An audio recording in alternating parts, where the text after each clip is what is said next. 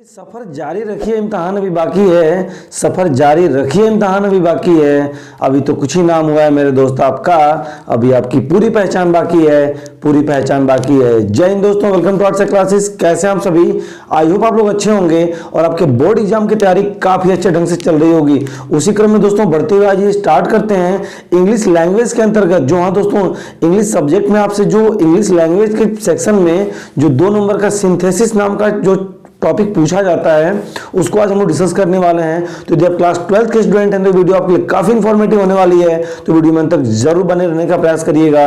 तो आइए बिल्कुल देर नहीं करते हुए सेशन को स्टार्ट करते हैं। देखिएगा, बोर्ड एग्जामिनेशन 2023, जी हाँ दोस्तों, इसी को टारगेट करते हुए मैं मतलब अपनी सारी वीडियो को आपको दे रहा हूं, तो वीडियो में अंत तक जरूर बने रहने का प्रयास करिएगा। टॉपिक आपका है आज का सिंथेसिस और टोटल सेशन नंबर दोस्तों आज का पहला ही है। ओके, तो देखिए क्या होता है कि सिंथेसिस के अंतर्गत आपसे दो क्वेश्चन पूछे जाते हैं जिसमें आपको सेंटेंस को कंबाइन करना होता है, जोड़ना होता है। क्वेश्चन एक ही रहेगा, उसमें 2 पार्ट बने होंगे, उसमें से आपको एक करना होता है जिसके लिए आपको 2 मार्क्स दिए जाते हैं। तो एक आपका जैसे मान लीजिए एक सिंपल होता है, कंपाउंड होता है, कॉम्प्लेक्स होता है। तो 2 पूछे गए, या तो सिंपल कॉम्प्लेक्स पूछ ले या फिर सिंपल कंपाउंड पूछ ले, तो उसमें से आपको एक करना होता है। तो आज हम डिस्कस करेंगे सिंपल सेंटेंस को, ठीक है। और जिसमें हमने लिया है दोस्तों कि सिंपल सेंटेंस में हम देखिए वैसे तो बहुत एक टाइप से हम एक सिंपल सेंटेंस को मतलब कई सिंपल सेंटेंसेस को एक सिंपल सेंटेंस में हम 8 प्रकार से जोड़ सकते हैं। तो उसमें जो पहला टॉपिक है जिसका नाम क्या है, पार्टिसिपल। तो पार्टिसिपल की मदद से आज हम सेंटेंस को जोड़ना सीखेंगे, ठीक है। तो पार्टिसिपल भी आपके 3 होते हैं, प्रेजेंट पार्टिसिपल, पास्ट पार्टिसिपल और परफेक्ट पार्टिसिपल। तो आज हमने उसमें लिया है दोस्तों क्या, प्रेजेंट पार्टिसिपल। क्या लिया है, प्रेजेंट पार्टिसिपल। तो आइए थोड़ा सा इसके बारे में डिस्कशन करते हैं, उसके बाद हम लोग एग्जांपल्स को करेंगे, ठीक है। देखिएगा, हम बात करें प्रेजेंट पार्टिसिपल की, प्रेजेंट पार्टिसिपल की, तो मेरे डियर स्टूडेंट से बनता है मेन वर्ब की फर्स्ट फॉर्म में क्या चीज ऐड करने से, आईएनजी ऐड करने से बनता है, ठीक है। अर्थात इसको कहते हैं मेन वर्ब की 4th फॉर्म। ओके, तो हम किस प्रकार से सेंटेंस को ऐड करते हैं। तो पार्टिसिपल की पहचान क्या है कि 2 वाक्य आपको दिए हैं जिसमें से दोनों के सब्जेक्ट समान है लेकिन जो उसकी फाइनाइट वर्ब है वो अलग अलग है। तो वहां पर क्या होता है कि हम पार्टिसिपल की मदद से सेंटेंस को जोड़ते हैं। फिर से मैं रिपीट कर रहा हूं, 2 सेंटेंसेज आपको दिए होंगे जिसमें के दोनों के सब्जेक्ट एक होंगे बट उनकी जो फाइनाइट वर्ब होगी वो क्या होगी, अलग अलग होगी। लेकिन जब उसमें हम आएंगे प्रेजेंट पार्टिसिपल से तो उसकी कंडीशंस क्या होती है जरा उसको समझने का प्रयास करते हैं। जब सेंटेंस को हम प्रेजेंट पार्टिसिपल की मदद से ऐड करेंगे तो देखिएगा यहां पे 2 सेंटेंसेज आपको दिए गए, राइट। इसमें क्या है कि आपका सब्जेक्ट है, वर्ब है और ऑब्जेक्ट है। यहां पे सब्जेक्ट है, वर्ब है और ऑब्जेक्ट है। तो यहां पर क्या होगा, देखिएगा कि S1 यहां भी होगा लेकिन V1 और V2 होगा। तो आप कहेंगे कि सर यहां पे पार्टिसिपल और प्रेजेंट पार्टिसिपल में तो कुछ अंतर ही नहीं है। बिल्कुल अंतर नहीं है, लेकिन ध्यान रखिएगा कि यहां पर एक अंतर जो है वह वर्ब के टाइमिंग क्या है, वर्ब की टाइमिंग क्या है। दैट मींस यहां पे समझना है कि जो टाइमिंग गैप है यहां पर दिया होता है। क्या दिया होता है जरा देखिएगा कि जो V1 स्टार्ट हुआ और V1 अभी खत्म नहीं हुआ तब तक V2 क्या हो जाता है, स्टार्ट हो जाता है। अर्थात यहां पर सब्जेक्ट दोनों के सेम होते हैं, जो फाइनाइट वर्ब होती है वो अलग अलग होती है, बट उस फाइनाइट वर्ब में जो टाइम की गैपिंग होती है वो बिल्कुल ना के बराबर होती है। दैट मींस पहला काम आपका अभी स्टार्ट हुआ और एक खत्म नहीं हुआ तब तक दूसरा क्या हो जाता है, स्टार्ट हो जाता है। अर्थात पहली वर्ब अभी कंप्लीट नहीं हुई तब तक दूसरी वर्ब क्या होती है, स्टार्ट हो जाती है। दैट मींस पहला कार्य अभी पूरा नहीं हुआ तब तो दूसरा क्या हो जाता है, स्टार्ट हो जाता है। इसका मतलब यह हुआ कि यहां पर टाइमिंग गैपिंग बिल्कुल 0 होती है, न के बराबर होती है। अर्थात पहला काम खत्म होने से पहले ही दूसरा काम शुरू हो जाता है। तो यही आपको ध्यान रखना है। ओके, तो अब इसको हम बनाएंगे कैसे, जरा ध्यान से देखिएगा कि जो कार्य पहले स्टार्ट होगा तो दैट मींस जो V1 है वही पहले स्टार्ट होगा ना। तो उस V1 को हम क्या करेंगे, हम V4 में कन्वर्ट कर देंगे, अर्थात ING में बदल देंगे, ठीक।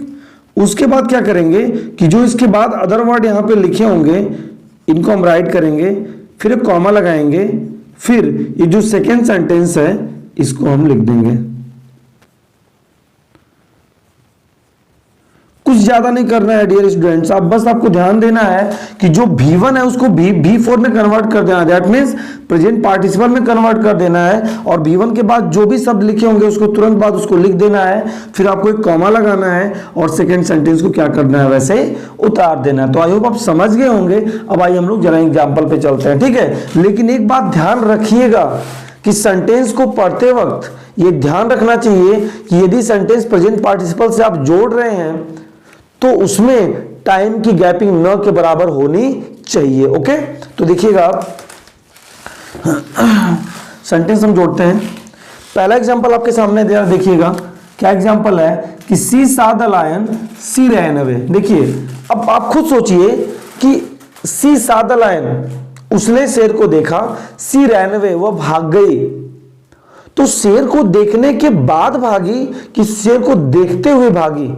अर्थात शेर एक तरफ शेर को देख रही है, एक तरफ क्या कर रही है, भाग रही है। तो देखने वाला काम पहले हुआ कि भागने वाला? बोलिए कमेंट बॉक्स में बताइए, देखने वाला काम पहले हुआ कि भागने वाला हुआ?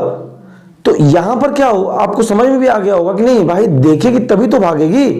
तो यहां पर देखने वाला काम पहले हुआ, दैट मीन्स सा जो वर्ड है इसने पहले हुआ, ठीक है। तो सा में तो आईएनजी जोड़ेंगे नहीं क्योंकि सेकेंड फॉर्म है, तो उसका सी करेंगे। सी में क्या जोड़ेंगे, आईएनजी, ठीक है। तो हमने क्या लिख दिया, सीइंग, सी लिखा पहले, उसमें क्या जोड़ दिया, I N G. Seeing the lion, first है सीइंग द लायन, कॉमा लगाने के लिए बोला गया था मैंने, फिर उसके बाद she ran away.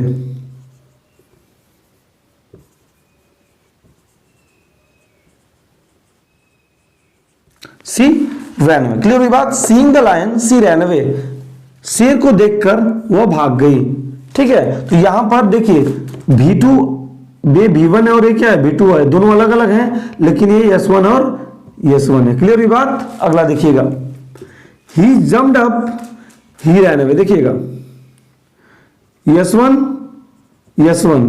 V1 V2, clear हुई बात। जंप अलग वर्ब है, रैन अलग वर्ब है, तो भाई कूदा तभी तो भागा।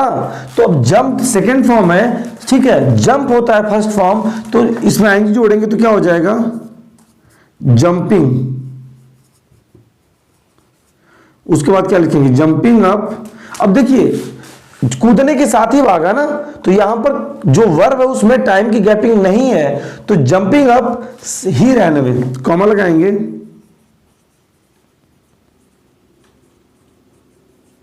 ही रैन अवे। ओके, अब उसी तरह से है, he took a pen he wrote a letter.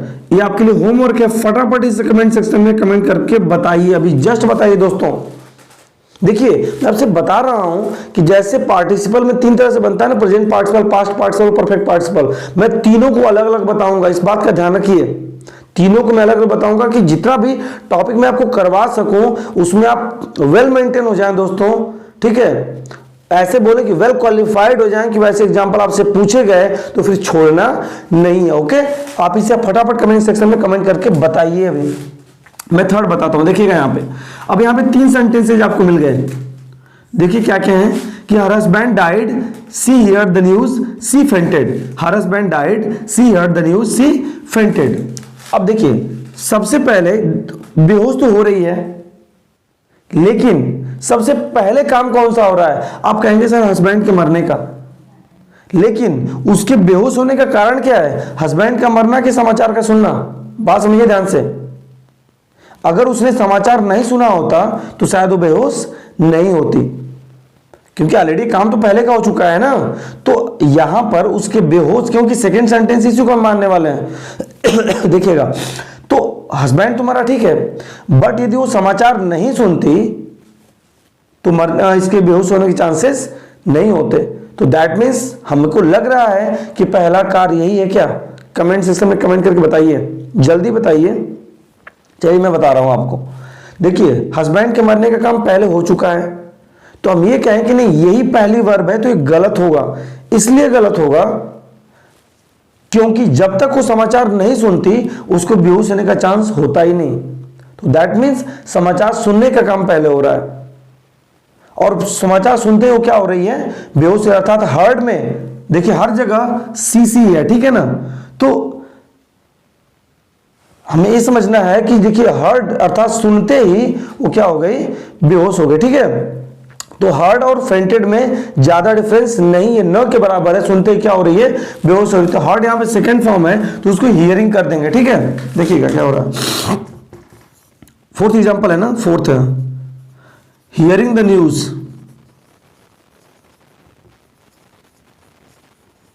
Fourth form करना है ना, तो हार्ड का हमने क्या कर दिया, हियरिंग, हियर होता है, हियरिंग द न्यूज, ठीक है। अब क्या सुनकर हो रही है उसको लिखिए। तो हर हस्बैंड डेड नहीं, इसको हमें फॉर्म इसकी चेंज करनी पड़ेगी। तो इसको हम ऐसे लिखेंगे कि hearing the news of her husband's death, फिर कॉमा क्या लिख देंगे, सी फेंटेड। क्लियर बात कि hearing the news of her husband's death, अपने पति के मृत्यु का समाचार सुनकर सी फेंटेड, वो क्या हुई, बेहोश हुई। ओके, तो आई होप आप समझ गए होंगे। देखिए 2 सेंटेंस है तो आसानी है, 3 सेंटेंस भी है तब भी आसानी है, बस आपको थोड़ा सा कंक्लूड करना होगा कि कौन सा वर्क पहले हो रहा है, ठीक है। और कुछ वाक्यों में आपको थोड़े से परिवर्तन करने हो, जैसे यहाँ पे अपॉस्ट्रोफी एस लगा और जो वर्ब है इसको हमने नाउन में कन्वर्ट कर दिया। ओके, फिफ्थ एग्जांपल आते हैं हम कि ही ड्रीव his sword, he attacked his enemy. देखिए ड्री सेकंड फॉर्म है, ड्रीव मतलब निकालना, तो ड्रा हो जाएगा। तो हम क्या लिखेंगे यहाँ पे, देखिए फिफ्थ एग्जांपल है ड्रा,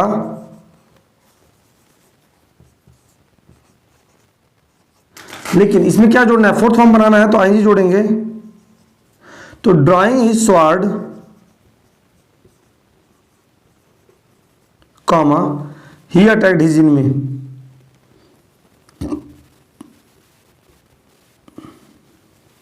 he attacked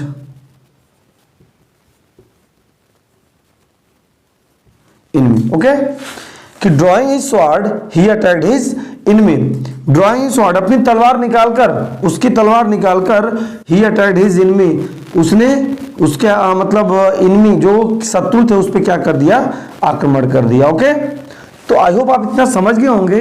अब ये 6 एग्जांपल भी आपके लिए होमवर्क है, आप इसे कमेंट सेक्शन में कमेंट करके दोस्तों जरूर बताएंगे। तो देखिए एग्जाम्पल थोड़े कम ही लिए गए हैं, बट आई होप मुझे इस बात फील हो रही है कि कहीं ना कहीं ये प्रेजेंट पार्टिसिपल आपको समझ में आ गया होगा, ठीक है। फिर से मैं आपको रिपीट करना चाहूंगा, जरा ध्यान से देखिएगा कि आपको बस करना क्या है कि जैसे आपने सेंटेंस लिखा उसमें S1 प्लस V1 होगा, लेकिन दूसरे में S1 प्लस V2 होगा, और V1 और V2 की जो टाइमिंग की गैपिंग है वो नथिंग होगी, अर्थात न के बराबर होगी। तो आप क्या करिएगा कि जो वर्क पहले हो रहा है उसको V4 में कन्वर्ट करिएगा, उसके बाद शेष वर्ड लिखिएगा, कॉमा लगाइएगा, दूसरा सेंटेंस नोट डाउन कर दिएगा। ये स्थिति है प्रेजेंट पार्टिसिपल की। तो मल्टीपल एग्जांपल आप इससे करिए। यदि आपको कोई प्रॉब्लम हो रही है सिंथेसिस में पार्टिसिपल सेक्शन के प्रेजेंट पार्टिसिपल में, तो आप कमेंट सेक्शन में जरूर बताइए। और हाँ दोस्तों, मैं आपसे एक रिक्वेस्ट कर रहा हूं कि बोर्ड एग्जाम्स आपके काफी नजदीक है और क्लास 12th के आप स्टूडेंट हैं, तो 24 फरवरी को आपका इंग्लिश का पेपर होने वाला है। तो यदि आपको जिस टॉपिक में प्रॉब्लम हो रही है, आप इसे कमेंट सेक्शन में या फिर मेरे कम्युनिटी बॉक्स में जरूर बताने का प्रयास करिए, ताकि मैं उस पर वीडियो बना करके आपको प्रोवाइड कर सकूं। तो आई होप आपको सेशन पसंद आया होगा। यदि सेशन पसंद आया हो दोस्तों, तो बिल्कुल चैनल को सब्सक्राइब करिए, वीडियो को लाइक करिए और अधिक से अधिक अपने दोस्तों के बीच शेयर करने का प्रयास करिए। तो मिलते हैं नेक्स्ट वीडियो में, अपना ध्यान रखिए। जय हिंद, वंदे मातरम।